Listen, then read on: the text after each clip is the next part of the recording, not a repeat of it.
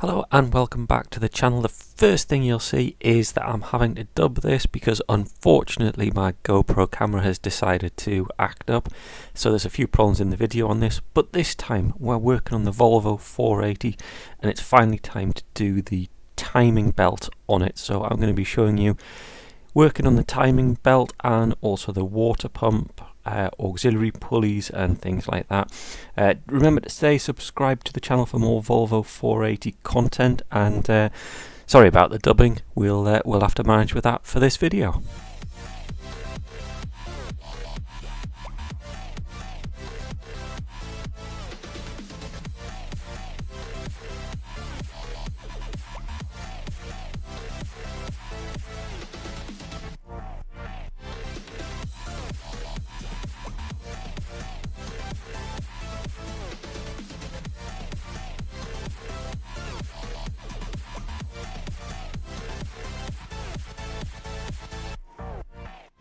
Here we have the kit. Water pump, which isn't actually driven off the timing belt on this, but I'm thinking because I'm in that area I'm going to have the auxiliary belt off. It's going to be close enough, so I might as well change that as well. I may regret that. Let's get the water pump out. Small gasket. A lot of bolts to undo, and obviously also need to get the pulley off. Probably better trying to undo the pulley whilst it's still connected on the belt. Get those bolts loose, similar to how I did the Vauxhall Corsa. It's the water pump, and then what we've got here is the Gates power grip kit for timing. Let's see what we've got in here.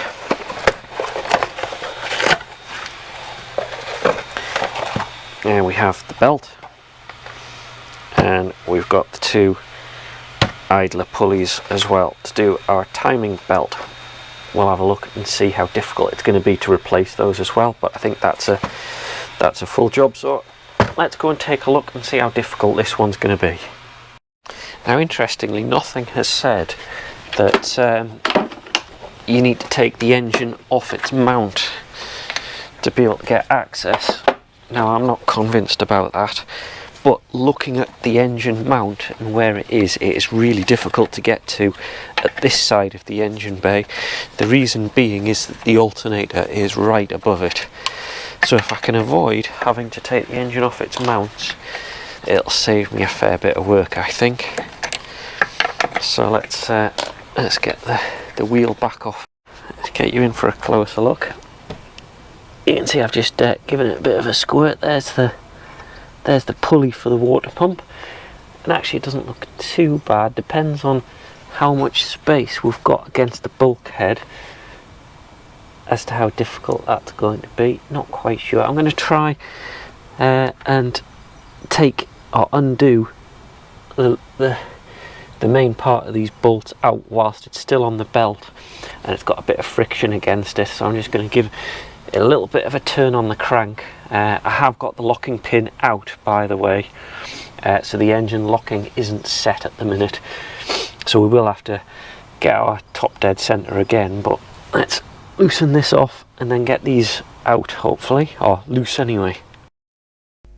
What we've got here is the auxiliary belt, which runs the alternator, the power steering, and is driven off the crank on the left of the picture there, you can see.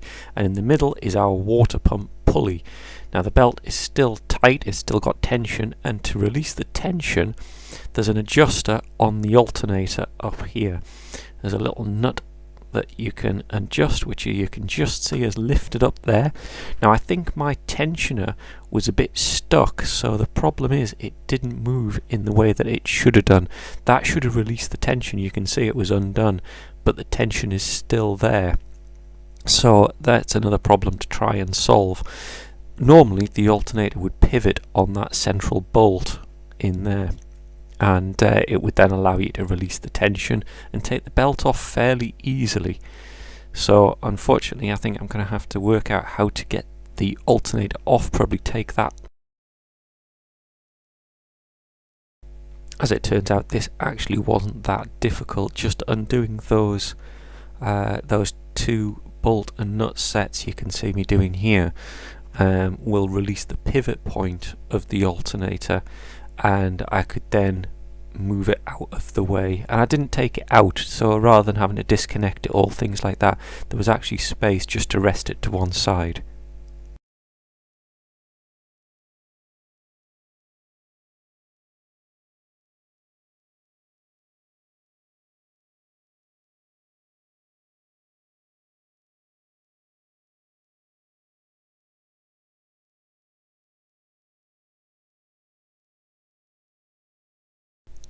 Well, now that I've got the alternator out, you can see it just resting on the top there, so I didn't have to disconnect the connectors. You can see the adjuster here, which all looks intact actually, so I think it may just have been sealed on the main bolts that I actually undid. So for future, undoing those slightly will have allowed it to pivot more and will have allowed the adjustment. The adjuster itself wasn't broken or damaged in any way, which is really good news. That's all the bolts out, and hopefully it should come out with a little bit of prizing. Now, I can't get the pulley off, it gets stuck on the bulkhead here, so I'm not quite sure how easy this pump is going to be to remove. I'm wondering if I am going to have to undo the engine mount and lower it down a bit. I've now taken off the engine mount, you can see, and also the little dampener piece here. And I've dropped the engine down as far as it'll go. It doesn't seem to go down very far. And you can see now the water pump is off. Water channels look filthy, to be honest. But I still can't get it out because there's not enough room on this side of the engine bay. I'm starting to think the way that I've got the car jacked up is that it's actually pushing it towards this side of the engine bay, which is a real problem. So I'm going to have to try to work out how to try and get a little bit more space on this side, maybe lower the rear of the car down a bit and see if I can adjust the position of the engine in the engine bay. Water pump is out, and ignoring Haynes, what I've done is I've actually brought it out the top, because I found that by cranking the engine up over, I've ended up with more space, and actually it's going to help with the timing belt as well, I think. Now the only thing that's concerning me is there's a lot of gunk down there. I do not like the look of all the rust and particles that are in there.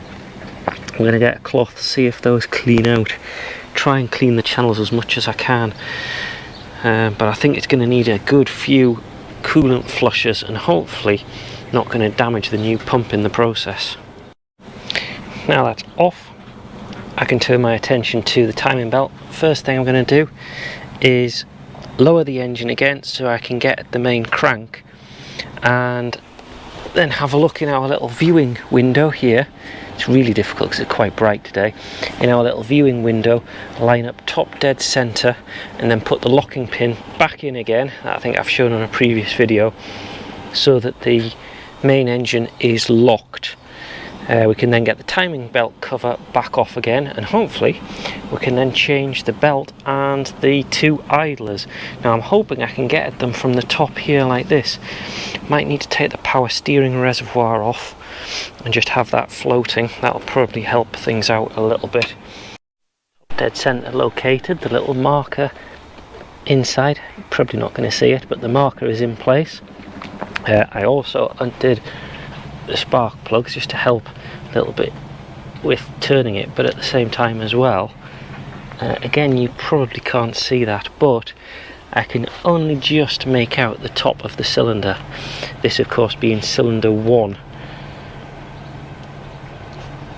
And what I've done is I have put in a rod in there to lock it in place, and I've used a drill bit because I found that the bolt I was using before wasn't really long enough, and no matter where in the cycle I turned it, it wasn't locking into place, whereas this one has, and it's gone in and it feels pretty snug, which is what I'm after. I'm going to mark up each of the pulleys anyway when I take the cover off, just as a double check, just because I want to make absolutely sure, but I'm pretty happy now.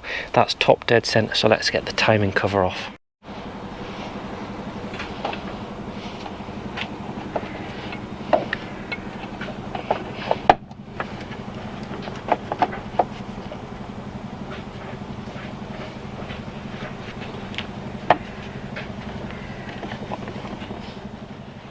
Timing cover is off. See our top dead center mark there, now that it's clear. So I'm going to put a little marker on that one. That's one of our tensioners, that's the second tensioner. Down the bottom there I'm going to marker up that pulley, and then the main crank as well. Need to get the main crank pulley off. I think that's the next thing to do. Get the main crank pulley off without changing the how much of this video has worked I'm not sure. My GoPro just keeps crashing, so I might be in the market for an alternative. Anyway, so we've got a marker on that one, and down the bottom I've managed to undo the main pulley, which was fairly easy, and you'll see using the black Sharpie I've marked up on that one. I've marked up the hole in the tooth and put a marker against it. On this one I've marked where the tooth is and marked it up. So I think I've now got the 3 key points marked up. Happy with those. Now we're probably going to crank it back up again, lift the engine up, and let's see about taking those tensioners off. Releasing the tension, then getting them off. So I'm going to lift the engine up again and get it into place. Now that I've looked closely, there is actually the white timing mark on this belt, which is out by a couple, I think 3, and actually looking at the bottom here as well, there's the white belt mark, and there's the pin position, again out by 3 pins. So I suspect this belt has been changed. It doesn't look in too bad condition, to be absolutely honest. It's certainly not showing stress marks or anything like that, but I'm here, I'm going to change it anyway for peace of mind. But yeah, so I don't think, first of all, I don't think it was lined up properly, but you know, it's not a major thing. It's just nice to do things properly, and on the belt that I'm putting on, I'm going to make sure that the white marks line up. I think what I'm going to do is, the tensioner feels really difficult to move. I'm wondering if it's a little bit stuck or seized, so I think what I'm going to do is I'm just going to slide the belt off here, let the tensioner up the top ping, and then take a proper look at it, try and get it off and replace it.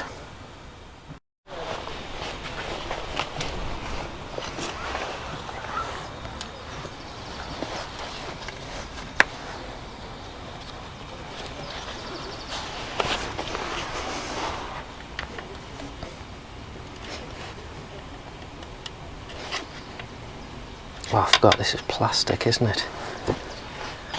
I was going to use it to try and lever.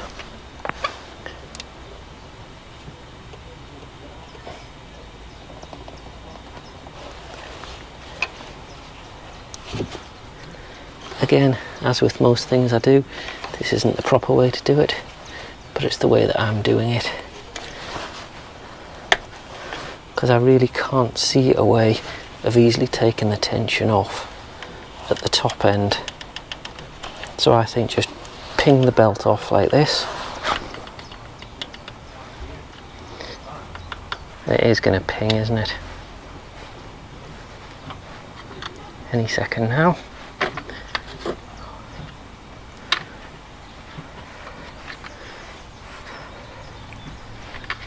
Hopefully.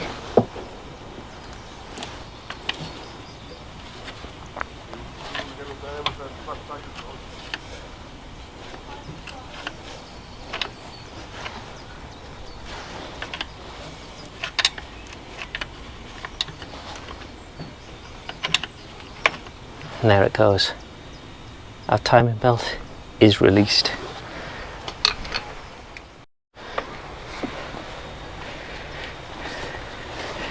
There we are. And yeah, it's not in bad condition at all actually. It's a Gates power grip, so this is an aftermarket replacement, I think.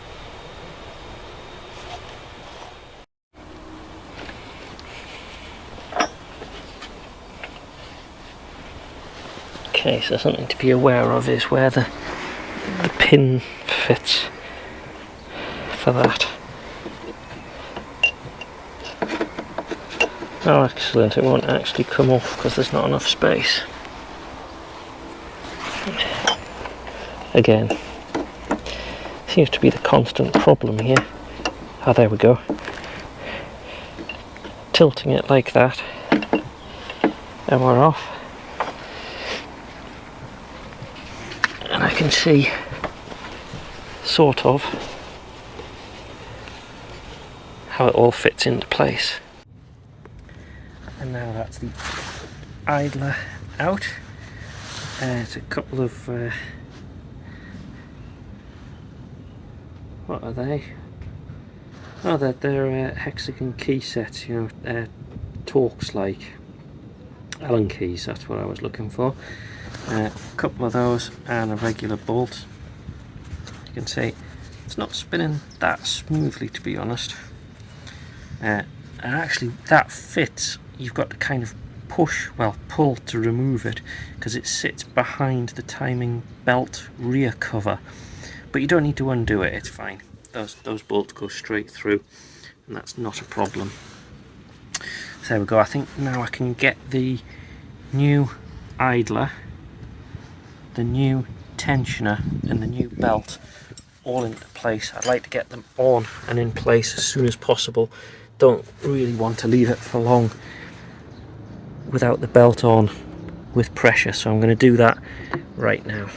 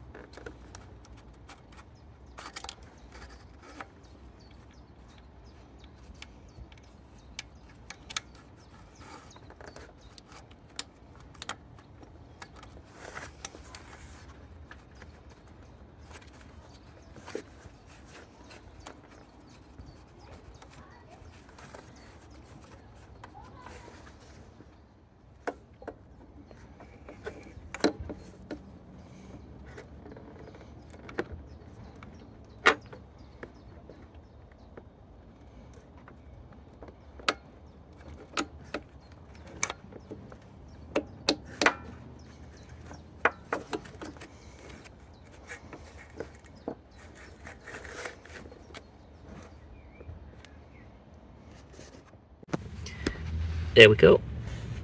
That's it on and tensioned up. White marker at the bottom there, you can just see, goes to the marker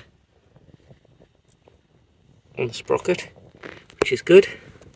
All my pen marks are lining up. If we go up the top, you can see the white line lines up with the marker on the top, and I've set the tensioner and the idler and tightened them up. I'm now going to get the timing belt cover threaded in, which is fairly tricky. Try and get it past all of the bolts, try and get that down and into place. It's a bit tricky, especially with one hand, so I'll get that into place and I think we'll start bolting it up. Almost forgot, before getting the timing belt on, we need to get the water pump on, I'd say.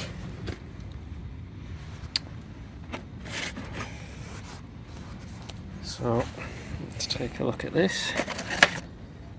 The small gasket that goes on.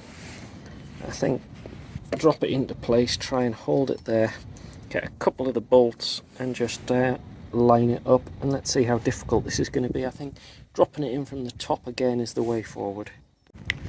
Right, You can see I've got the alternator pretty much back in place. Haven't got the auxiliary belt back on and in place yet. The water pump is in.